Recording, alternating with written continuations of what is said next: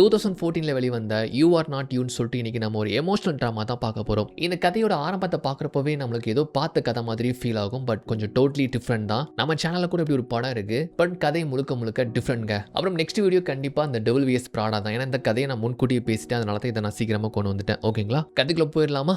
இந்த மூவியோட முதல் காட்சிலேயே கேட் அண்ட் ஏவன் சொல்லிட்டு ஒரு அழகான தம்பதியை காட்டுறாங்க. ரொம்பவே சந்தோஷமா இருக்கிறாங்க. ஸோ அதுவும் இன்னைக்கு அவங்களுக்கு ஸ்பெஷல் டே. ஏன்னா கேட்டுக்கு வந்து இன்னைக்கு பர்த்டே. ஸோ இன்னைக்கு நீ பார்ட்டிலாம் ரெடி பண்ணணும், நீ சீக்கிரமா வேலையை முடிச்சுவா அப்படின்ட்டு கணவர் சொல்றாரு. சரி ஓகே அப்படின்ட்டு அவங்க வேலைக்கு வராங்க. ஆக்சுவலா லக்ஸரியான வீடுலாம் இருக்குல்ல, அதுக்கு இன்டீரியர் டிசைனரா தான் அவங்க வேலை பார்த்துட்டு இருக்காங்க. கணவரும் நல்ல ஒரு கார்பரேட் கம்பெனில நல்ல ஒரு பொசிஷன்ல வேலை பார்க்கறாரு. ரெண்டு பேருமே நல்லா சம்பாதிக்கிறாங்க. நல்ல வெல் செட்டிலான கப்பல் தான். வேலையை முடிச்சு வந்ததுமே பர்த்டே செலிப்ரேஷனுக்காக இவங்க ரெண்டு பேர் தான் ரெடி பண்ணிட்டு இருக்காங்க. அதுல கேட் பாத்தீங்கன்னா குக் பண்ணிட்டு இருக்கா. பக்கத்துல நின்று கணவர் ஜோக் பண்ணி பேசிட்டு இருக்காரு. அப்படியே ஜாலியா பேசிட்டு இருக்கிறப்போ இவ வெஷல் வாஷ் பண்றா. அப்போ ஒரு கண்ணாடி கிளாஸை பாத்தீங்கன்னா இங்க தவறுதலா சிங்கிள போட்டுருந்தாங்க. அது உடஞ்சு போயிருது.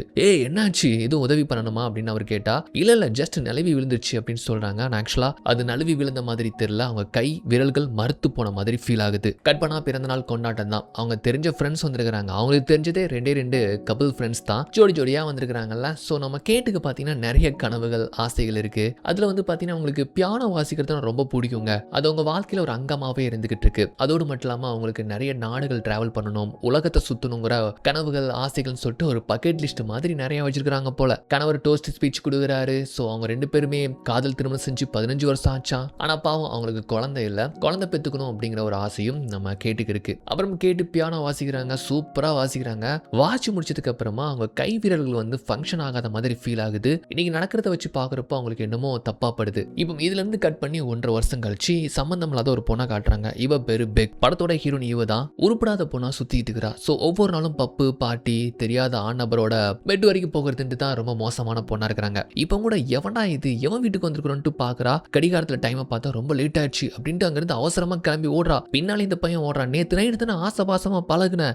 அதெல்லாம் போதில் ஏதாச்சும் உளறிப்பண்டா. நானும் பசங்களை ஒன் டைம் மட்டும் தான் யூஸ் பண்ணுவேன், சாரி பாயின்ட்டு அங்கிருந்து அவ டப்பா வண்டியை எடுத்துட்டு போறா. இந்த 1.5 வருஷத்துல நம்ம கேட்டுக்கு என்னாச்சுன்னு பார்த்தா, அட பாவமே, கேட்டுக்கு ஆரம்பத்துல ஏதோ கை மறுத்து போன அறிகுறிகள்லாம் கொடுத்துச்சு தெரியுமா. அதுக்கு காரணம் ALS சொல்லக்கூடிய நரம்பு சிதைவு நோயால அவங்க பாதிக்கப்பட்டு முடங்கி போயிருக்கிறாங்க. முற்றிலுமா இப்போ அவங்களுடைய கணவர் தான் அவங்களை கேர் பண்ணி பாத்துக்கிறாங்க. அது போக ஒரு கேர்டேக்கர் கூட அவங்க வேலைக்கு வச்சிருக்காங்க. ஸோ அந்த கேர்டேக்கர் வரதுக்கு முன்னால கணவர் தான் குளிக்க வைக்கிறது, அவங்களுக்கு சட்டை போட்டு விட்டு சாப்பாடு கொடுக்கறது எல்லாம். அப்பதான் சொல்றா, அந்த கேர்டேக்கர் நான் வேணான்னு சொல்லிட்டேன், இன்னொருத்தங்களை நான் வந்து இன்டர்வியூ பண்ண போறேன் அப்படின்னு சொல்றப்போ அவர் கொஞ்சம் கோவப்படுறாரு. உனக்கு என்ன பைத்தியமா, இது எத்தனாவது ஆள் தெரியுமா, எதுக்காக வேணான்னு சொன்னான்னு கேட்டா அவங்க நல்லா தான் பாத்துக்கிறாங்க. ஆனா என்ன ஒரு பேஷண்ட் மாதிரி, நோயாளி மாதிரி பாக்குறாங்க. எனக்கு அது சுத்தமா பிடிக்கல, அதான் வர வேணான்னு சொல்லிட்டேன் அப்படின்ட்டு. சரி இப்போ நான் வேலைக்கு போகணும், உன்னை யார் கவனிச்சுக்கிறதுன்னு கேட்டா அதுக்கு தான் ஒரு பொண்ணை கூப்பிட்டுருக்கேன் அப்படின்னு சொல்றப்போ ஒரு பொண்ணு கதவு தட்டுறா. யாருன்னு பார்த்தா நம்ம ஹீரோயின் தான். ஸோ கேட்டு கவனிச்சுக்கிறதுக்காக தான் வேக வேகமா ஜாப் இன்டர்வியூக்காக ஓடி வந்திருக்கிறா போல.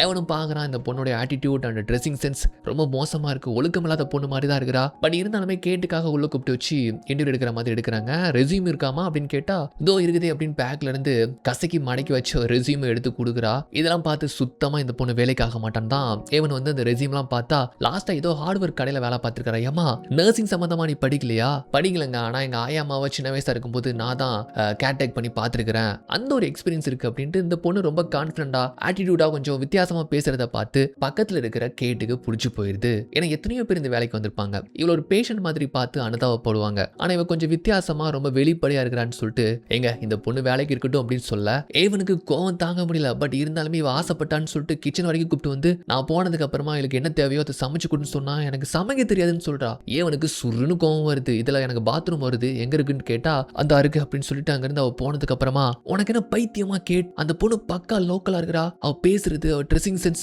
பார்த்தாலே தெரியுது, உனக்கு கேர் பண்ணிக்க மாட்டா, வேணான்னு சொல்லி அனுப்புன்னு சொன்னா. இல்ல ஏவன், இந்த பொண்ணு கிட்ட என்னமோ இருக்கு, அவ கண்டிப்பா என்ன பாத்துப்பா, நீ கிளம்பு நான் பாத்துக்கிறேன் அப்படின்னு சொல்லிட்டு அவனை கிளப்பி விட்டு இவளே ஒரு வாக்கரை பிடிச்சிட்டு அவளுக்கு எப்படி குக் பண்ணணும் அண்ட் எப்படி வந்து ஜூஸ் ரெடி பண்ணணும்னு சொல்லிட்டு சொல்லி கொடுக்குறா. மிக்ஸ்ல போட்டு அரைக்கிறேன்னு சொல்லிட்டு பயங்கர சொதப்பல், அந்த இடமே அலங்குலமா ஆயிடுது. அப்புறம் எனக்கு ரெஸ்ட் ரூம் போகணும் அப்படின்ட்டு ரெஸ்ட் ரூம் வரைக்கும் வந்து கொண்டு விடுறான்னு வச்சுக்கோங்களேன். வெளியே நிற்கிறா.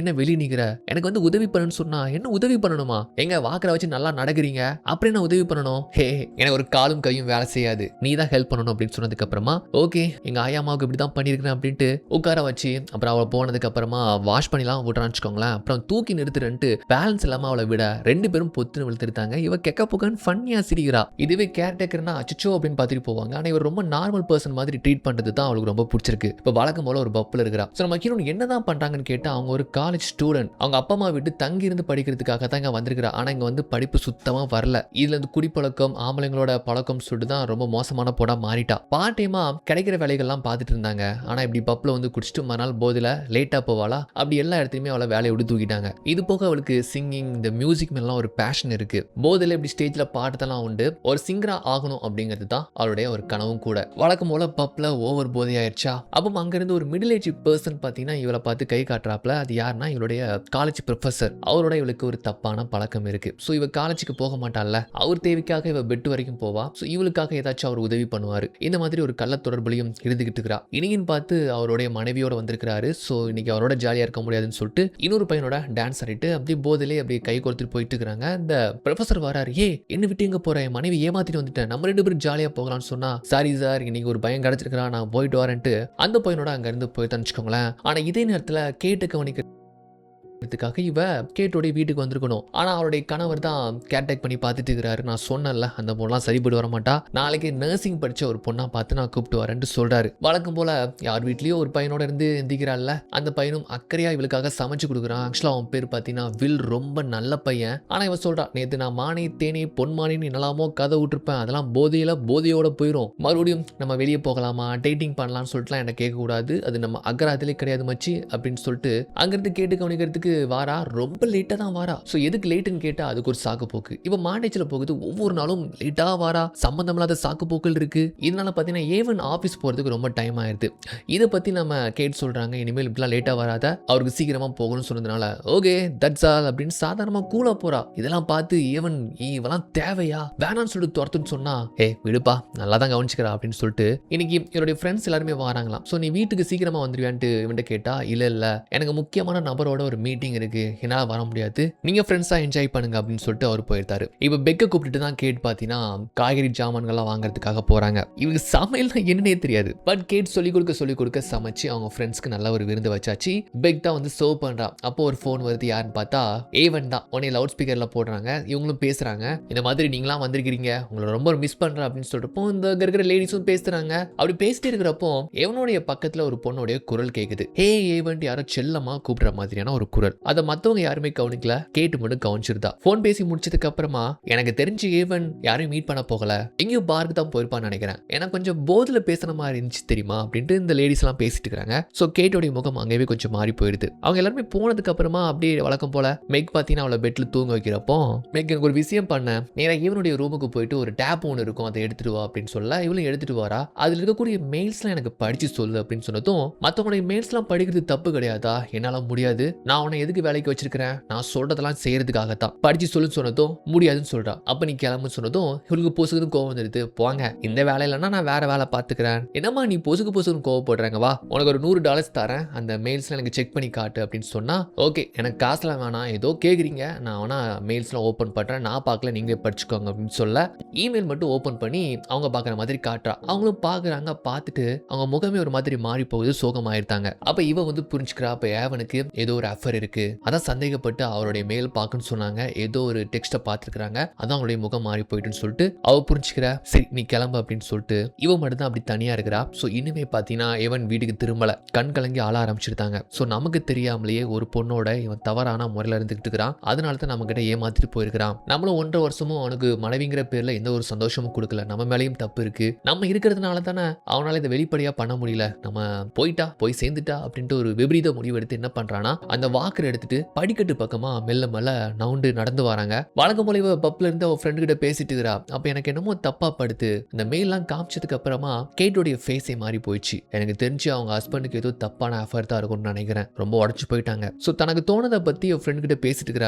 அதே சமயம் படிக்கட்டுல இருந்து இவங்க உள்ற மாதிரி தெரியுது. கட் பண்ணா இந்த பக்கம் நம்ம ஹீரோனுக்கு பாத்தீங்கன்னா ஒரு டெக்ஸ்ட் மட்டும் வருது, அதுவும் பிளாக் டெக்ஸ்ட், ஏதோ தப்பா படுதுன்னு சொல்லிட்டு இவ்வளவு வேகமா ஓடி வரா. வந்து பார்த்தா அவங்க வாக்கர் படிக்கட்டுல உருண்டு பிறண்டு கிடக்குது. அப்ப அவங்களுக்கு என்னமோ ஆச்சுட்டு பதறி பதறி போயிட்டு வாரா. அந்த முடிவை கைவிட்டு அப்படியே அதில் கிடக்குறாங்க போல, அழுதுகிட்டே இருக்கிறாங்க. நான் கொஞ்சம் குளிக்கணும் அப்படின்னு சொன்னதுனால இவ தான் போய் அவங்கள தூக்கி குளிக்க வச்சு எதுவுமே கேட்க தோணல. அப்போ அவங்களே சொல்றாங்க, எனக்கு இங்க இருக்க பிடிக்கல, நீ எங்க தங்கி இருப்ப, அங்க வந்து நான் கூப்பிட்டு போக முடியுமா அப்படின்னு சொல்ல இவ எதுவும் யோசிக்கல. ஓகே மேம் அங்க போகலாம் அப்படின்னு சொல்லிட்டு அங்க இருந்து அவங்க போயிருந்தாங்க. போன கொஞ்ச நேரத்துல A1 வீட்டுக்கு வந்துட்டான். ஸோ மேல செக் பண்ணி பார்த்துருக்காங்க, இங்க இருந்து போயிட்டாங்கன்னு அவனுக்கு நல்லாவே தெரிஞ்சு போச்சு. இந்த பக்கமா இவ தங்கி இருக்கக்கூடிய அப்பார்ட்மெண்ட்டுக்கு தான் வந்து நம்ம கேட்டு கூப்பிட்டு வரா. ஸோ ரொம்ப கேவலமா தான் இருக்கும், அட்ஜஸ்ட் பண்ணிக்கோங்க சொல்லி தான் கூப்பிட்டு வரா. ஸோ ஃப்ரெண்டு கிட்ட அறிமுகப்படுத்தி வச்சுட்டு அவளுக்காக பார்த்து ஒரு அழகான பெட்டை ஏற்பாடு பண்ணி கொடுத்துட்டு ஓகேங்க படுத்துக்கோங்க, நான் போய் சோஃபால படுத்துக்கிறேன்ட்டு கிளம்புறப்போ கையில பார்த்தா நோட்ஸும் ஒரு பீரோட கிளம்புறா. இது எதுக்குன்னு கேட்கறப்ப தான் தெரியுது ஆக்சுவலி இவளுக்கு மியூசிக் மேல ஒரு ஆர்வம் இருக்கு. அப்படி போதையை போட்டுக்கிட்டு கவிஞர் மாதிரி உட்காந்து எழுதுவா போல சொல்லிட்டு இருக்கா.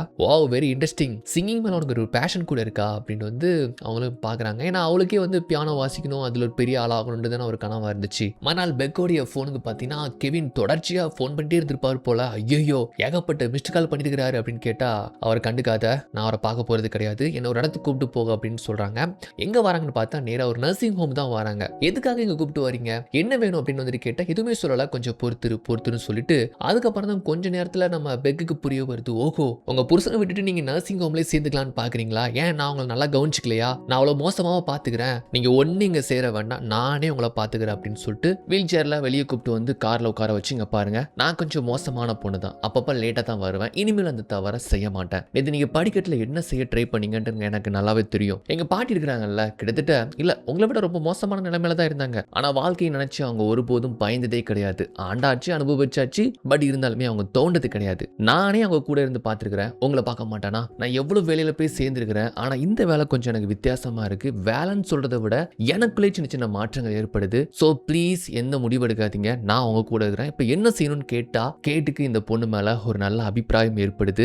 ஓகே இப்போ என்னோட ஹஸ்பண்டோட ஆஃபீஸ்க்கு போகணும் அப்படின்னு சொன்னதுனால ஓகே அங்கே தானே போகணும், அந்த ஆளை பிடிச்சி என்ன வேணாலும் கேளுங்க வாங்க அப்படின்னு சொல்லிட்டு நேராக அங்கே கூப்பிட்டு வரா. அவர் இவளை பார்த்துட்டு பதறி போயிருந்தாரு, நான் உனக்கு எத்தனை கால் பண்ணேன், என்ன ரெஸ்பான்ஸே இல்லைன்னு கேட்டா இல்லை நம்ம பிரிஞ்சிடலாம் அப்படின்னு சொல்றப்போ என்ன புரியல, அவங்க பிரிஞ்சிடலாம்னு சொன்னாங்கன்ட்டு இவ எடுப்பா இருந்து பேசுறாளா, இங்க பாரு எங்களுக்குள்ள 1000 இருக்கும், கொஞ்சம் வெளியே இருக்கிறியா அப்படின்னு சொன்னதுனால அங்க இருந்து போனதுக்கு அப்புறமா அங்க பாரு நான் தப்பு பண்ணிட்டேன், தப்ப உணர்ந்துட்டேன், என்ன மன்னிச்சிரு, இனிமேல் அப்படி நடக்காதுன்னு சொல்றப்போ இல்ல எனக்கு தான் இது ஒரு குற்ற உணர்ச்சியா இருக்கு, 1.5 வருஷமா படுத்த படுக்கை அப்படி முடங்கி போயிருந்தா உங்களுக்கு ஒரு சந்தோஷம் கொடுக்காம இருந்தா யார் தான் அப்படி விட்டு போகாம இருக்க முடியும், அதனால தான் சொல்றேன் 2 பேரும் பிரிஞ்சிடலாம், இந்த 1.5 வருஷமா நான் உன்னை எவ்வளவு கஷ்டப்பட்டு பார்த்துக்கிட்டேன், கஷ்டப்பட்டு இதுக்கு தான் சொல்றேன் நம்ம 2 பேரும் ஒன்னா இருக்க வேண்டாம், நான் என் வீட்டுக்கு போறேன் நீங்க உங்க வீட்டுக்கு போங்கன்னு சொல்லிட்டு அங்க இருந்து கிளம்பி வராங்க. ஸோ இவரு அஃபேர்ல இருக்கக்கூடிய பொண்ணு அங்க தான் வேலை பார்க்கறா. ஏமா நாங்க 2 பேரும் பிரிஞ்சிட்டோம், இனிமேல் நீங்க சந்தோஷமா இருங்கன்ட்டு கத்திட்டு வரா. சே அடுத்த புருஷன் மேல ஆசைப்படுற கேவலமான பொண்ணுன்னு சொல்லிட்டு ஒரு மாதிரி பேசிட்டு வரா. ஸோ பெக்கு தான் கூப்பிட்டு வரா. எங்க வராங்கன்னா என் வீட்டுக்கு நான் போறேன்னு சொன்னாங்கல்ல, ஆக்சுவலா அவங்க 2 பேருமே சேர்ந்து வாழ்ந்தா அந்த லக்ஸரியான வீடு நம்ம கேட்டுடைய வீடு தான். பெக்கும் அவ ஃப்ரெண்டோட தங்கின அந்த வீட்டுல இருந்து திங்ஸ் எல்லாம் எடுத்துட்டு அவ கிட்டார் கூட எடுத்துட்டு இங்கே ஷிஃப்ட் ஆயிட்டா. பெக்குக்கு இன்னுமே அந்த ப்ரொஃபஸரோட அந்த அஃபர் இருக்க தான் செய்யுது. அவர் ஃபோன் பண்றாரு, மெசேஜ் பண்றாரு, இந்த மாதிரி பேசிட்டு இருக்கிறப்போ இவ பக்கத்துல இருக்கக்கூடிய இன்டர்காம் ஸ்பீக்கர்ல நம்ம கேட் பாத்தீங்கன்னா மூச்சு விடாம கத்துறாங்க. உடனே ஓடி போறா. ரொம்ப பயந்து போயிட்டு எமர்ஜென்சிக்கு வந்து கால் பண்றா. இல்ல வேணாம் எனக்கு எதுவும் இல்லை அப்படின்னு சொல்லி கத்துறாங்க. இல்ல ஹாஸ்பிட்டலுக்கு கால் பண்றேன்னு சொன்னா ஒரு டைம் சொன்னா கேளு அப்படின்னு சொல்றாங்க. அப்புறம் தான் வந்து கட் பண்றா. நான் ஒரு டைம் எனக்கு வந்து வேணான்னு சொன்னா வேணான்னு அர்த்தம், ஓகேவா புரிஞ்சுக்கணும். ஸோ தன்னுடைய முடிவுகளை யாரும் சூஸ் பண்ணக்கூடாது, அது நான் தான் எடுப்பேன் அப்படின்ற ஒரு பிடிவாத குணமும் அவங்களுக்குள்ள இருக்கு. ஸோ இந்த அறையில் இவங்க இருக்கிறதுனால ஒரு மைக்கிங் இருக்கும் இந்த ரூம்ல. அப்புறம் வீட்டில் இருக்கக்கூடிய ஒவ்வொரு மொழியிலையும் இன்டர்காம் ஸ்பீக்கர் இருக்கும். எது உதவினா இவங்க அதன் மூலமா கூப்பிடுவாங்க. அப்புறம் காலேஜுக்கு போற ஆடி அமாவாசைக்கு போற மாதிரி அப்போ கூட கிளாஸுக்கு போக விடாம அந்த ப்ரொஃபசர் தனியா கூப்பிட்டு போயிருந்தாரு. என்ன இப்போ பப்புக்கெல்லாம் வரது கிடையாதுன்னு கேட்கிறப்போ நான் ஒருத்தங்களை கவனிச்சுட்டு இருக்கிறேன். எது நீ கவனிச்சுட்டு இருக்கிறியா, ஏமா உன்னை கவனிக்கிறதுக்கே ஒரு ஆள் வேணும், ஆளை கொஞ்சம் மாறின மாதிரி ஃபீல் ஆகுது அப்படின்னு அவரே சொல்றாரு. அப்புறம் ஒரு கிளாஸ்க்கு வர, ஆனா அங்க கூட கவனிக்காம நம்ம ஹீரோன் மாதிரி நோயால பாதிக்கப்பட்டவங்களை எப்படி வந்து கவனிச்சுக்கிறது அப்படின்னு ஒரு கைட் கூட இருக்குது. அதை தான் உட்காந்து படிச்சுட்டு இருக்காங்க. அப்போ டாக்டர் கூட அவங்களுடைய உடல்நிலையை செக் பண்ணிட்டு போறாரு. இப்போ ரீசெண்டா அவங்களுக்கு மூச்சு விட முடியாத அளவுக்கு இருமல் ஏற்படுது அண்ட் பேசுறதுக்கு கொஞ்சம் சிரமப்படுறதா சொல்றாங்க. ஸோ அதனால அவர் என்ன சொல்றாருன்னா நம்ம சீக்கிரமா வெண்டிலேட்டர் யூஸ் பண்ற மாதிரி இருக்கும், அதுக்கு தயாரா இருந்துக்கோங்க அப்படின்னு சொல்றாங்க. ஸோ இருக்க போறது கொஞ்ச நாள் தான் அப்படின்ட்டு இவரால் புரிஞ்சுக்க முடியுது. தாங்க இருக்கக்கூடிய திங்ஸ் எல்லாம் பார்த்தீங்கன்னா நம்ம பெக்குக்கு வந்து கொடுக்குறா. அவள் காலேஜுக்கு போகிறது வெளியே போகிறதா இருந்தால் இதெல்லாம் போட்டுக்கோ அப்படின்னு சொல்கிறாங்க. ஜாலியாக ஒரு அவுட்டிங் போகிறாங்க. மார்க்கெட்டில் இவ பாட்டுக்கு அந்த வீல் சேரில் ட்ரை பண்ணிட்டு போக பின்னாலே ஃபன்னியாக ஓடிட்டு வரா. எங்கெல்லாம் போகணுன்ட்டு ஆசைப்படுறாங்களோ அங்கெல்லாம் கூப்பிட்டு போகிறா. ஸோ பெக்கு பார்த்தீங்கன்னா தன்னுடைய சிஸ்டர் மாதிரி ரொம்ப கேர் பண்ணி கவனிச்சுக்கிறா. அப்புறம் ஒரு ஸ்விம்மிங் பூலில் வந்து 2 பேருமே குளிச்சுட்டு இருக்கிறாங்க. ரொம்ப ஜாலியாக இருக்கிறா. யாரு நம்ம கேட்டு தான் கை கால் வேலை செய்யலனாலுமே வெக்கு கூட இருக்கிறது அவங்களுக்கு என்னமோ ஒரு பறவை மாதிரி ஃபீல் ஆகுது. அப்படின்னா கூட ஹீரோயின் பார்த்தீங்கன்னா அவங்கள ரொம்ப சந்தோஷமாக வச்சுட்டே இருக்கிறாங்க. அப்படி அவங்க குளிச்சுட்டு இருக்கிறப்போ அங்கேருந்து ஒரு ஜோடி வராங்க. அதில் அவங்க மனைவிக்கு நம்ம ஹீரோயின் மாதிரியான ஒரு நோய் தான். ஆனால் அவங்க ஹஸ்பண்ட் பார்த்தீங்கன்னா தன்னுடைய மனைவிக்கு இப்படி ஒரு நோய் இருக்கிறத நினச்சி அவங்க வருத்தப்படாத அளவுக்கு அவங்க கணவர் ரொம்ப ரொம்ப பாசமாக கவனிச்சுட்டு வராரு. ஸோ அந்த ஜோடி அவங்களுக்கு ரொம்பவே பிடிச்சி போயிடுச்சு. ஒரு நாள் எங்கள் வீட்டுக்கு வாங்கலாம் அப்படின்னு சொன்னதும் ஓகே கண்டிப்பாக வரோம், நாங்கள் உங்களுக்கு ஒரு எக்ஸ்பீரியன்ஸ் கொடுக்குறோம் அப்படின்ட்டு இவங்க என்ன பண்ணுறாங்கன்னா இந்த ஸ்டஃப் இருக்குல்ல கெஞ்சா மாதிரியான ஒரு விஷயத்தை எடுத்துகிட்டு வந்துட்டு இவங்க வீட்டில் வச்சு கும்பலாக ஃபன்னுக்காக எடுத்துக்கிறாங்க. அதில் அவர் பேர் ஜான், அவங்க மனைவி பேர் மெர்லின். இது போக நம்ம மகனுடைய ஃப்ரெண்டுன்ட்டு ஒரே கிஸ்ஸா தான் சிரிச்சுக்கிட்டே இருக்கிறாங்க. ரொம்ப ஃபன்னியாக இருக்கு. கேட்டு கூட பார்த்தீங்கன்னா தன்னுடைய கவலைகள் இந்த நோய் இது எல்லாம் மறந்துட்டு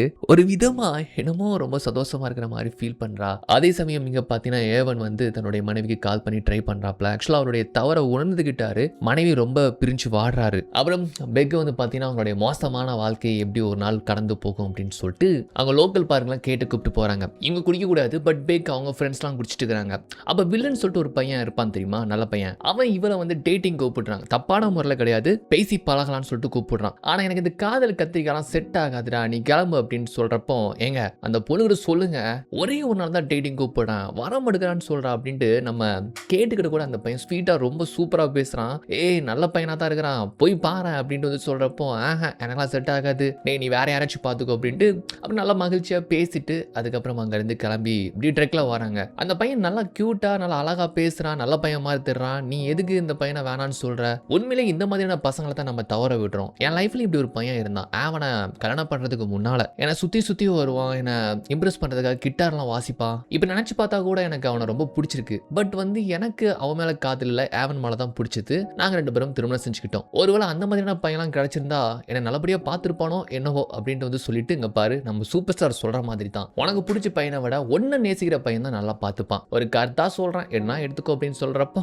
கொஞ்சம் யோசிக்கிறா. இப்போ ஒரு பார்ட்டிக்கு பெக்கும் இவ்வளவு வராங்க. ஆக்சுவலா ஃபர்ஸ்ட் சீன்ல பார்த்தா தெரியுமா ஒரு கப்பிள் ஃப்ரெண்ட்ஸ் சொல்லிட்டு அவங்களுக்கு குழந்தை பிறந்து அவங்களுடைய குழந்தையோட பர்த்டே ஃபங்க்ஷன் ரொம்ப சந்தோஷமா கிஃப்ட்லாம் வாங்கிட்டு வராங்க. அவங்க குழந்தை எடுத்து கொஞ்சம்னு சொல்லிட்டு இவளுக்கு தோணுது. பட் கொஞ்சம் ஒரு மாதிரி ஃபீல் பண்றா. அதை அவங்க புரிஞ்சுக்கிட்டு அதெல்லாம் ஒண்ணு இல்லை நான் குழந்தை இப்படின்னு சொல்லிட்டு அவ கையில கொடுக்குறாங்க. ரொம்ப ஆசையா வாங்கிக்கிட்டு அப்படி பாக்குறா. இவளுக்குமே ஒரு குழந்தை பெத்துக்கணும்னு சொல்லிட்டு ஆசை தெரியுமா.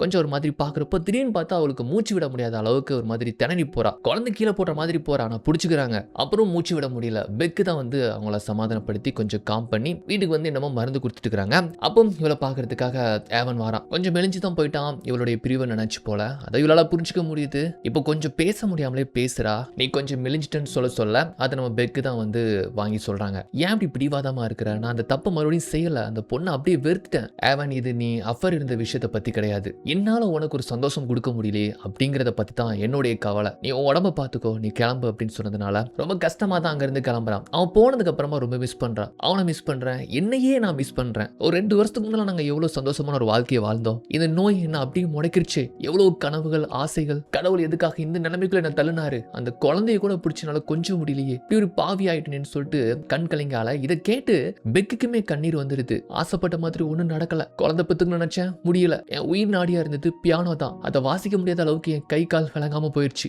எவ்வளவு ஊருக்கு பயணம் பண்ணணும்னு சொல்லிட்டு கனவுகளோடு இருந்தேன் தெரியுமா. அவ்வளவுதான் முடிஞ்சு போச்சு, எல்லாம் முடிஞ்சு போச்சுன்னு சொல்லிட்டு வருத்தப்படுறா. அதை கேட்டு பெக்குமே தேம்பி அழுறா. இப்ப என்ன செய்யணும் சொல்லுங்க, உங்களுக்கு பிடிச்சதெல்லாம் செய்யலாம்னு சொன்னா இல்ல வேணாம், எதுவுமே வேணாம், எனக்கு இப்ப என்ன தெரியுமா ஆசை, சத்தமா கத்தணும்னு சொல்றப்போ சரி கத்துங்க, சத்தமா கத்துங்க, நானும் கத்துறேன்னு சொல்லிட்டு 2 பேருமே சத்தமா கத்துறாங்க. அப்புறம் ஏதோ ஜோக் பண்ணி பெக் அவங்க சிரிக்க வைக்கிறா. வழக்கம் போல டாக்டர் வந்துட்டு போறாரு. முன்ன மாதிரி இவங்களால சத்தமா பேச முடியல. சோ வெண்டிலேட்டர் தான் உங்களுக்கு சீக்கிரமா பொருத்தணும்னு சொல்றாங்க. மனசு கொஞ்சம் கஷ்டமாயிருது. பெக்கு தான் இவங்களுக்கு தனியா கூப்பிட்டு வந்துட்டு ஆறுதல் படுத்துறா. அவங்களுக்கு எதுவும் ஆகாது, இதை குணப்படுத்தலாம்னு சொல்றா. நீ ஆரம்பத்துல வீட்டுக்கு வரப்பெல்லாம் இப்படி நடந்துக்கலையே, என்ன மாறிட்ட? அப்ப நல்லா வெளிப்படையா பேசின, இப்ப உண்மையை உனக்குள்ள வச்சுட்டு பொய்ய மட்டும் சொல்ற பாத்தியா, நான் பொழைச்சிருவேன்ட்டு எனக்கு என்ன ஆகும்னு தெரியும் பெக், அதுக்குன்ட்டு உங்க நம்பிக்கை கிவ் அப் பண்ணலாமான்னு சொல்றப்போ அதெல்லாம் எப்பவோ கிவ் அப் பண்ணியாச்சு. உன் லைஃப்ல ஏதாச்சும் கிவ் அப் பண்ணிருக்கேன்னு கேட்டா என் லைஃபே கிவ் அப் தான். பாட்டு படிக்கிறது தான் என்னுடைய பேஷன், அதை கைவிட்டேன். அப்பா அம்மாவுக்கு பிடிச்ச மாதிரி ஒரு பிள்ளையா இருக்கல, செய்யக்கூடாத தப்பெல்லாம் செஞ்சாச்சு. உங்களை இங்க கவனிக்க வந்ததுக்கு அப்புறமா உங்ககிட்ட பழக என்ன நானே மாத்திக்கிறேன்னு சொல்றா. இப்போ அப்படியே தேங்க்ஸ் கிவிங் பார்ட்டி தான். ஸோ அதில் பார்த்தீங்கன்னா நம்ம மெர்லின், அவங்களுடைய ஹஸ்பண்ட், அது போக வில் எல்லாருமே கலந்துருக்காங்க. இருக்கிறாங்க. அப்புறம் பெக் பார்த்தீங்கன்னா ஒரு டோஸ்ட் ஸ்பீச் கொடுக்குறா. ஸோ நம்ம கேட்ட பத்தி தான் எனக்கும் உங்களுக்கு ஒரு நல்ல பாண்டிங், ஒரு சிஸ்டர் ஃபீல் இருக்கு அப்படின்னு சொல்லிட்டு கொஞ்சம் எமோஷனலாக பேசுறா. நம்ம கேட்டுக்கு ரொம்ப சந்தோஷமா இருக்கு. அப்புறம் மஜாவா ட்ரிங்க் பண்ணி எல்லாருமே நடனம் ஆடிட்டு இருக்காங்க. மெர்லினும் கேட்டு மட்டும் தான் பக்கத்தில் இருக்கிறாங்க. வில் இருக்கிறாங்களாட்டே என்னடா அப்படி மசன்னு உட்காந்துட்டு இருக்கிற, அவள்கிட்ட போய் டான்ஸ் ஆடலாம்னு கூப்பிடு, என்ன பையன் நீ இப்போ அவளுக்காக தான் நாங்கள் வந்திருக்கிற அப்படின்னு சொல்றப்போ இவனும் போய் டான்ஸ் ஆட கூப்பிடுறான். ஐயோ இவன் வேற, சரி வா அப்படின்னு சொல்லிட்டு 2 பேரும் ஆடுறாங்க. அப்போ மெர்லினும் கேட்டு பேசிட்டு இருக்கிறாங்க. இந்த சின்ன சிறுசுகளை பார்க்குறப்போ அப்படியே நம்ம இளமை காலத்துக்கு போன மாதிரி தோணுதுல. ஆமா ஆமா, நானும் என்னுடைய கணவரும் சந்திச்ச முதல் நாள் ஞாபகப்படுத்துதுன்ட்டு மெர்லின் சொல்றாங்க. அந்த நாட்களை ரொம்பவும் மிஸ் பண்றேன், இப்போவும் சந்தோஷமா தான் இருக்கிறேன் அப்படின்ட்டு மனசுல ஏதோ ஒரு வழியோட சொல்றாங்க. இங்க வழக்கம் போல வில் பார்த்தீங்கன்னா பெக்க ஃபிளர்ட் பண்றான். கொஞ்சம் கொஞ்சமா வில் அவளுக்கு பிடிச்ச மாதிரி தெரியுது. ஆனா நிறைய தவறுகள் பண்ணியிருக்கோம், நிறைய பசங்களோட நம்ம இருந்திருக்கிறோம், இதெல்லாம் தெரிஞ்சு இந்த பையன் நம்ம சுத்தி வரானே அப்படின்னு சொல்லிட்டு கொஞ்சம் யோசிக்கவும் செய்யறா. பாட்டிலாம் முடிச்சதுக்கு அப்புறமா எல்லாத்தையுமே கிளீன் பண்ணிட்டு இருக்கிறப்போ யாரோ கதவு திறக்கிறாங்க. யாருன்னு பார்த்தா ப்ரொஃபசர். போதையை போட்டு இவங்க இருக்கிறத தெரிஞ்சுக்கிட்டு வா என்ன பண்ணி ஜாலியா இருக்கலாம்னு கூப்பிடுறாரு. ஆனா இனிமேல் முடியாது, நான் வர மாட்டேன்னு சொல்றா. அவனும் வற்புறுத்தி இழுத்துட்டு இருக்கிறான். இது அந்த வழியா வந்து கேட்டும் பார்த்துருந்தாங்க. ஸோ கல்யாணம் முடிஞ்ச ஒரு நபரோட இவளுக்கு தப்பான பழக்கம் இருக்குன்ட்டு அவங்களுக்கு தெரிஞ்சு போயிருது. பெக்கும் பார்த்தீங்கன்னா இந்த தப்புன்னு புரிஞ்சுக்கிட்டு நான் இனிமேல் வர மாட்டேன்ட்டு அவரை துரத்தி விட்டுருதா. இவன் மெர்லினுக்கு உடல்நிலை சரியில்லைன்னு சொல்லிட்டு அவங்கள ஹாஸ்பிட்டலில் அட்மிட் பண்ணப்பட்டிருக்கிறாங்க. அவங்களுக்கு வெண்டிலேட்டர் மிஷின்லாம் பொறுத்திருக்கிறாங்க. கணவர் ஒரு பக்கம் சோகமா இருக்கிறாரு. ஸோ அவங்களுடைய வாயில பைப்பு என்னெல்லாமோ பொறுத்திருக்கிறத பார்த்து நமக்கு இப்படி தான் பொறுத்தவங்களோன்ட்டு இவளும் கொஞ்சம் ஒரு மாதிரி ஃபீல் ஆகுறா. வீட்டுக்கு வந்ததுக்கு அப்புறமா பெக்கு கிட்ட சொல்றா, பெக் எனக்கு உயிரே போற மாதிரி இருந்தாலும் இந்த வெண்டிலேட்டர் மிஷின் மட்டும் எனக்கு பொறுத்தவே வேணாம். அந்த ஒரு நிலைமையில ஹாஸ்பிட்டல்ல என்னுடைய உயிர் போகக்கூடாது. என்னுடைய உயிர் போறதா இருந்தா வீட்லயே தான் போகணும். ஒரே அடி என்னால பேச முடியாம போனாலும் இதுதான் என்னுடைய ஆசை பெக், யார் கேட்டாலும் சொல்லிரு அப்படின்ட்டு சொல்றாங்க. இதுக்கப்புறம் கேட் அவங்க ஃப்ரெண்ட்ஸையும் மீட் பண்றதை தவிர்க்கிறா. எதனால எங்களை பார்க்க வேணாம்னு சொல்றான்ட்டு பெக்கை கூப்பிட்டு வச்சு கேட்கறாங்க. அதோடு மட்டும் இல்லாம அந்த 2 ஃப்ரெண்ட்ல ஒருத்தி பார்த்தீங்கன்னா, ஏய் நீ யார்டி புதுசா உள்ள வந்திருக்கிற, அவளுக்கு ஏதாச்சும் ஆனதுக்கு அப்புறமா அந்த சொத்தை அபகரிக்கலான்னு பாக்குறேன்ட்டு வார்த்தையை விடுறாங்க. பெக்குக்கு சுருன்னு கோவம் வருது. அப்புறம் இன்னொரு ஃப்ரெண்டு வந்து அவ சொன்னதை தப்பா எடுத்துக்காதமா, எதுக்காக எங்களை பார்க்க வேணாம்னு நினைக்கிறா, பட் நாங்க அவளை ரொம்ப மிஸ் பண்றோம், இதை அவகிட்ட போய் சொல்லு அப்படின்னு சொல்றாங்க. வீட்டுக்கு வந்தா கேட் இவளை கவனிச்சுக்கிறதுக்கு புதுசா ஒரு பொண்ணை அப்பாயிண்ட் பண்றதுக்காக இன்டர்வியூ எடுத்துட்டு இருக்கிறா. இது பெக்குக்கு ஒண்ணுமே புரியல. கொஞ்சம் நீங்க வெளியே போறீங்களா, நாங்க கொஞ்சம் பேச வேண்டியதா இருக்கு அப்படின்னு சொல்லிட்டு அவங்கள அங்கிருந்து துரத்திட்டு இவளும் கேட்கிறா, இப்போ என்ன ஆச்சு உங்களுக்கு, எனக்கு பதிலாக அவங்களை கவனிக்கிறதுக்கு இன்னொருத்தங்களை அப்பாயின்மெண்ட் பண்றீங்க, நான் என்ன தப்பு பண்ணேன்னு கேட்டா, பெக் இங்க பாரு நீ சின்ன பொண்ணு, நீ நிறைய படிக்கணும், உனக்கு ஒரு பேஷன் இருக்கு, மியூசிக் மேல ஒரு ஆர்வம் இருக்கு, அதுல கவனம் செலுத்து, எவ்வளவு செலவோ அதை நான் பாத்துக்கிறேன், அப்பா அம்மாவுக்கு பிடிச்ச மாதிரி ஒரு பொண்ணாயிருன்னு சொன்னா நான் என்னைக்காச்சும் அதுதான் எனக்கு ரொம்ப முக்கியம் சொல்லியிருக்கானா, அதான் உங்களை விட ஏதாச்சும் எனக்கு முக்கியம் சொல்லியிருக்கானா, கம்ப்ளைண்ட் பண்ணியிருக்கானா, என்ன தவிர அவங்களை கவனிக்கிறதுக்கு யார் வந்தாலும் நான் உள்ள விட மாட்டேன் பார்த்துக்கோங்கன்னு சொல்லிட்டு அங்கிருந்து கோவப்பட்டு போறா. ஏவனால நம்ம கேட்ட பிரிஞ்சு இருக்கவே முடியலங்க. ரொம்ப கண் கலங்கி போயிட்டு இவகிட்ட வந்து மன்னிப்பு கேட்கிறாரு. எதுக்காக என்ன இப்படி காயப்படுத்துற, நம்ம ஒன்னா இருந்த ஞாபகங்கள் என்ன போட்டு வாட்டி வதக்குது, எனக்கு தூக்கமே வரல அப்படின்ட்டு ரொம்ப எமோஷனல் அழுது பேசுறாரு. இவளுக்குமே கஷ்டமா தான் இருக்குது. ஸோ அவர் தப்ப உணர்ந்துகிட்டாரு, மாறிட்டாரு. ஆனா இருந்தாலுமே இவ தான் பிடிவாத குணமாச்சு. அவர் சந்தோஷத்துக்கு நம்ம இடத்துல இருக்கக்கூடாதுன்னு நினைக்கிறா. இவ கட் பண்ணா கிறிஸ்மஸ் செலிப்ரேஷனுக்கான ஒரு ஏற்பாடு போயிட்டு இருக்கு. பெக்கு அவங்க ஃப்ரெண்டு இந்த மாதிரி ஏற்பாடுகள் டெக்கரேஷன்லாம் பண்ணிக்கிட்டு இருக்காங்க பாருங்க. அப்போ பெக்கோடைய அம்மா அவளை பாக்குறதுக்காக வராங்க. அவங்கள பாக்குறப்பவே தெரியுது நல்லா வசதியான குடும்பம். இவன் மட்டும் தான் இங்க வந்து மோசமான பொண்ணா மாறிட்டான்னு சொல்லிட்டு கேட்டுக்கிட்டு நல்லா பழகுறாங்க, பேசுறாங்க, கிஃப்ட்ஸ் எல்லாம் வாங்கிட்டு வந்திருக்காங்க போல. நீங்க இருங்க நான் போய் சமையல் பண்றேன்னு கிச்சன் பக்கமா போறா. எது நீ சமைப்பியமான்ட்டு அம்மாவுக்கு ரொம்ப ஆச்சரியம். ஏன்னா எல்லாமே நம்ம கேட் சொல்லி கொடுத்துருக்காங்கல்ல. சமைச்சு சாப்பிட்டு முடிச்சதுக்கு அப்புறமா பெக் பாத்தீங்கன்னா கேட்டோடைய அறையில வேலைகள் பார்த்துட்டு இருக்கிறப்போ அம்மா அவங்க தனியா பேசுறதுக்காக வராங்க. ஆக்சுவலா கேட்டோடைய ரூம்ல இன்டர்காம் மைக் இருக்கும். அது வீட்டுல இருக்கக்கூடிய எல்லா இடத்துலயும் மூளைக்கு ஸ்பீக்கர்ல கேட்கும். அது தெரியாம அம்மா வந்து இவகிட்ட கோவப்பட்டு பேசுறாங்க. உன்னை படிக்க வச்ச படிப்பை விட்டுட்டு இங்க வந்து சம்பந்தம் இல்லாத ஒரு வீட்டுல எடுபடி வேலைகள் பார்த்துட்டு இருக்கிற ஒரு பொண்ணை கவனிச்சுட்டு இருக்கிறல்ல, அந்த பொண்ணு பாவம், அவ பிழைக்க முடியாது, அவ செத்து போயிருவா அப்படின்னு அம்மா வந்து இப்படி கோவப்பட்டு பேசிட்டு இருக்கிறது பாத்தீங்கன்னா வெளியே கேட்டு பெக்கோடைய அப்பா அண்ட் அவருடைய ஃப்ரெண்டு கேட்டுட்டு இருக்காங்க. அந்த பொண்ணு செத்ததுக்கு அப்புறமா வாழ்க்கை கேள்விக்குறியாயிரும். உன்ன டிகிரி இருக்கா, இல்ல பொறுப்பான வேலை இருக்கா, இல்ல திறமையாச்சா இருக்கான்னு சொல்லிட்டு அம்மா அப்படி கோவப்பட்டு பேசுறது கேட்டு அவங்க சொல்றது நியாயம் தான் சொல்லிட்டு அவளும் புரிஞ்சுக்கிறா. இங்க பாருங்க, என் இஷ்டத்துக்கு தான் இருக்க முடியும், உங்களை யாருங்க வர சொன்னான்னு சொல்லிட்டு பெக்கும் கோவப்பட்டு வெளியே வரா. ஸோ ஸ்பீக்கர் மூலமா உள்ள நடந்தது எல்லாத்தையுமே இவங்க கேட்டுட்டாங்கன்ட்டு புரிஞ்சுக்கிட்ட பெக் கோவத்துல அப்பா அம்மாவை வெளியே அனுப்பிடுறா. அங்க போனதுக்கு அப்புறமா கேட்டு சொல்றாங்க, அம்மா சொல்றது சரிதான், நான் போனதுக்கு அப்புறமா வாழ்க்கை கேள்விக்குறியாயிரும். இதுல எனக்கு எந்த ஒரு கோபமோ அம்மா சொன்னதுனால எனக்கு வருத்தமோ இல்ல. பெத்த புள்ள இப்படி இருக்கிறான்னு சொல்லிட்டு எந்த அம்மாவும் கோவப்படுறது தான். அன்னைக்கே சொன்னேன், அதான் ஒழுங்கா படி, உன்னுடைய பேஷனை நோக்கி போன்னு சொல்லிட்டு. ஒழுங்கா போய் படி போ, நான் பாத்துக்கிறேன், எங்க அம்மா இருக்கிறாங்கல்ல அவங்களை கால் பண்ணி கூப்பிடுறேன் அப்படின்னு சொல்றப்போ, இவ்வளவு நாளா பார்க்க வராத அம்மா எப்படி வந்து உங்களை பாப்பாங்கன்னு நினைக்கிறீங்க? உங்களால ஒண்ணு என்னுடைய படிப்பு கெட்டு போகல, எனக்கு வரல அவ்வளவுதான், வீணா போட்டு இது பேசிக்காதீங்க, எங்க அம்மா சொன்னதை அப்படியே விட்டுருங்கன்னு சொல்றா. என்னால ஒருத்தவங்களுடைய வாழ்க்கை பாதிக்க கூடாதுன்னு நான் நினைக்கிறேன், புரிஞ்சுக்கோ பெக், அதுல நீ ஒரு பெரிய தப்பு பண்ணிட்டு இருக்கிற, அதை பத்தி கேட்கணும்னு நினைச்சேன். உனக்கும் என் புருஷன் அஃபர்ல இருந்த பொண்ணுக்கும் என்ன வித்தியாசம்? நீங்க ரெண்டு பேருமே இன்னொரு பொண்ணுடைய வாழ்க்கையை தான் பாழாக்குறீங்க தெரியுமா? அந்த ப்ரொஃபஸருக்கு ஒரு மனைவி இருக்கிறா, இந்த உண்மை தெரிஞ்சு அவங்க எவ்வளவு கஷ்டப்படுவாங்க. இதெல்லாம் விட்டுட்டு ஒழுங்கா படின்னு சொல்றப்போ ஆக்சுவலா அந்த ப்ரொஃபஸருடைய பழக்கத்தை விட்டுட்டா. சோ நான் பண்ணது தப்பு தான், இனிமேல் நீங்க நினைக்கிற மாதிரி நான் வரமாட்டேன் அப்படின்னு சொல்லிட்டு அங்க இருந்து போயிடுதா. இவ கட் பண்ணா கிறிஸ்மஸ் பார்ட்டி. ஏவன் தான் இப்ப மனைவியை கவனிச்சுக்கிறாரு. கேட்டு பாக்குறதுக்கு அவங்க அம்மா கூட வராங்க. பொண்ணை பார்த்தது ரொம்ப சந்தோஷம் தான். சோ இந்த பக்கம் கிறிஸ்மஸ் பார்ட்டி போயிட்டு இருக்கு. இங்க பார்ல ரொம்ப சோகமா இவ குடிச்சிட்டு இருக்கிறா. சோ அங்க இருந்து வில் வாரான். என்ன வழக்கத்துக்கு மாற இன்னைக்கு பாருக்கு வந்திருக்கிற, என்னாச்சுன்னு கேட்டா, கேட்டு என்ன வேலையை விட்டு தூக்கிட்டாங்க, எனக்கு என்ன பண்றதுனே தெரியல, ரொம்ப அவங்கள மிஸ் பண்றேன்ட்டு வருத்தப்படுறா. சரி உனக்கு சோகமா இருந்தா சொல்ல, ஒரு கம்பெனி வேணா கொடுக்குறேன், உட்காந்து நம்ம பேசலாம் குடிக்கலாம் அப்படின்னு சொன்னா, எங்க பார் மில், எனக்கு ரொம்ப உனக்கு பிடிச்சிருக்கு, ரொம்ப நல்ல பையனா இருக்கிற, இப்போதைக்கு நான் உனக்கு ஏத்த பொண்ணுன்னு எனக்கு தோணல, சடனா காதல ஏத்துக்க முடியல, கொஞ்சம் டைம் கொடு, என் மனசு மாறினா நான் உனக்கு ஓகே பண்றேன், ஓகேவா அப்படின்னு சொன்னதும், ஓகே நான் கம்பெனிக்கு தான் கூப்பிட்டேன், உனக்கு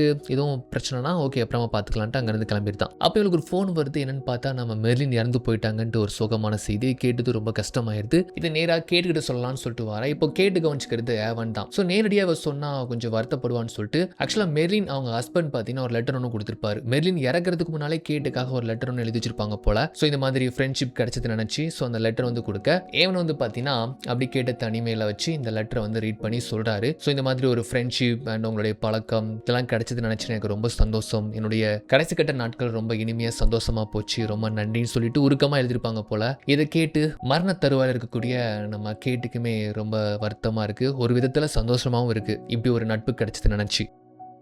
இப்போ சில நாட்கள் கடந்து போகுது. கேட்டுக்கு வழக்கம் போல மூச்சு திணறல் ஒன்று ஏற்படுது. ஆனால் இந்த முறை ரொம்ப மோசமாக அமைச்சு போக ஹாஸ்பிட்டலில் அட்மிட் பண்ணுறாங்க. இதை கேள்விப்பட்டு நம்ம பெக்கு கூட ஓடி வரா. என்னாச்சு அவன், ஒன்றும் பிரச்சனை இல்லை அப்படின்னு வந்துட்டு கேட்டுகிட்டே வராங்க. வெண்டிலேட்டர் தானே பொருத்தணும், அதை பொருத்திட்டீங்களான்னு கேட்டா அந்த முடிவை உங்ககிட்ட விட்டுட்டா, நீ தான் அவகிட்ட போய் பேசு அப்படின்னு சொன்னதும் குடும்பத்தில் யார்கிட்டையுமே பேசாம நம்ம பெக்கை மட்டும் தான் கூப்பிட்டு கை விரல்லே வந்து என்னமோ அவகிட்ட சொல்றாங்க. அது பெக்குக்கு மட்டும் புரிஞ்சிக்க முடியுது. கொஞ்ச நேரத்தில் இவ டாக்டர்கிட்ட போயிட்டு வெண்டிலேட்டர் வேணான்னு சொல்லிட்டு வந்துட்டா போல.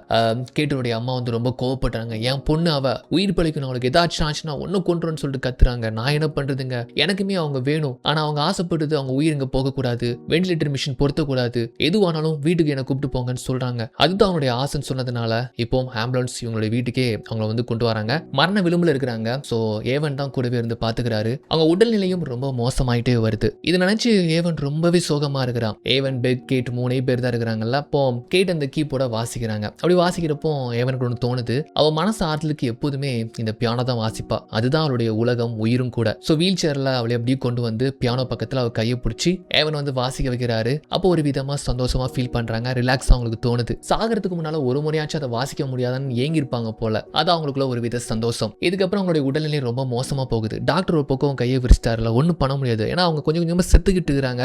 ஏவன் இது நினைச்சு ரொம்ப வருத்தப்பட்டு அழுறான். என் கண்ணு முன்னால அவ சாகிறது என்னால பார்க்க முடியலன்னு சொல்லிட்டு மனைவி கிட்ட கடைசியா ஒரு தடவை ரொம்ப உருக்கமா அன்பா பேசுறான். ஸோ நம்ம கணவரை நம்ம தப்பா புரிஞ்சுக்கிட்டோம், நம்ம மேல எந்த அளவுக்கு பாசம் வச்சிருக்கிறாரு அப்படின்னு சொல்லிட்டு மரண தருவாயில அவங்களும் புரிஞ்சுக்கிறாங்க. ஸோ இதுக்கப்புறமும் மனைவி சாகிறத பார்க்க முடியாதுன்ட்டு அவர் கிளம்பி போயிருத்தாரு. இப்ப கூட இருக்கிறது பெக்கு மட்டும் தான். ஸோ அவருடைய வாழ்க்கையோட மாற்றத்துக்கு, அவ வாழ்க்கையை ஒரு அர்த்தமா மாத்தி கொடுத்ததுக்கு காரணமே கேட்டு தான். நீங்க என் லைஃப்ல வரலன்னா எல்லாமே கேள்விக்குறியா அமைஞ்சிருக்கும். சமைக்க கத்து கொடுத்தீங்க, கோவப்படுறத கட்டுப்படுத்தினேன், மத்தவங்க ஃபீலிங்கை புரிஞ்சுக்கிட்டேன், தப்பான பழக்கத்துல இருந்து கொஞ்சம் கொஞ்சமா திருந்திட்டேன், நான் இப்படி நல்ல பொண்ணா இருக்கிறதுக்கு காரணமே நீங்க தான், என் லைஃப்ல வந்ததுக்கு ரொம்ப நன்றி கேட்டுன்னு சொல்லிட்டு உருக்கமா அழுது பேச அவங்க சொல்றாங்க, நல்லா படி, உன்னோட பேஷனை ஃபாலோ பண்ணு, உன்னை நல்லா பாத்துக்கக்கூடிய ஒரு பையனா பாத்துக்கோ, கரம் பிடிச்சிக்கோ அப்படின்னு சொல்றாங்க. இவளும் ரொம்ப அழுதுட்டு அவங்க கண்ணத்துல முத்தம் கொடுத்துட்டு தூங்க வச்சுட்டு அப்படியே வந்து பெட்டுக்கு படுக்க போயிருந்தா. ஆனா கொஞ்ச நேரத்திலேயே மூச்சு விட முடியாம துடிக்கிறாங்க. பக்கத்துல இருக்கிற பெக்குக்கு என்ன பண்றேன்னு தெரியல. அவங்க துடிக்கிறத பார்த்து இவ கதறி கதறி அழுதுகிட்டு இருக்கிறா. கொஞ்ச நேரத்தில் துடிச்சு அவ மடியிலேயே அவ கையிலேயே பரிதாபமா இறந்து போறாங்க. அவங்க பிரிவை பெக்கால தாங்கவே முடியல, உடஞ்சு போயிருந்தா. கட் பண்ணா சில நாட்கள் கழித்து பெக் பாத்தீங்கன்னா அப்படியே அவ வீட்டுல சோகமா இருக்கிறா. அங்கிருந்து வில் வாராம். சோ கேட் சொன்ன மாதிரி ஒரு நல்ல பையன், நம்மள பாத்துக்கக்கூடிய பையனா கண்டிப்பா வில் தான். ஒரு நல்ல பொண்ணா திருந்தி வில்ல மனசார ஏத்து 2 பேரும் காதலிக்கிறாங்க. இப்போ அப்படியே சில மாதங்களுக்கு கழித்து உன் பேஷன் மேல ஃபோக்கஸ் பண்ணு அப்படின்ட்டு நம்ம கேட் சொன்ன மாதிரியே அதுல கவனம் செலுத்தி இப்போ ரொம்ப ஃபேமஸான ஒரு சிங்கரா ஸ்டேஜ்ல பெர்ஃபார்மன்ஸ் பண்றாங்க நம்ம பெக். அப்படிதான் இந்த படமும் வந்து முடிச்சு போகுதுங்க. ஓகே, இந்த ஸ்டோரி எப்படி இருந்துச்சுங்கிறத பத்தி கீழே கமெண்ட் பண்ணுங்க. நெக்ஸ்ட் வீடியோ பாக்குறதுக்கு முன்னால நம்ம சேனலை மறக்காம சப்ஸ்கிரைப் பண்ணுங்க.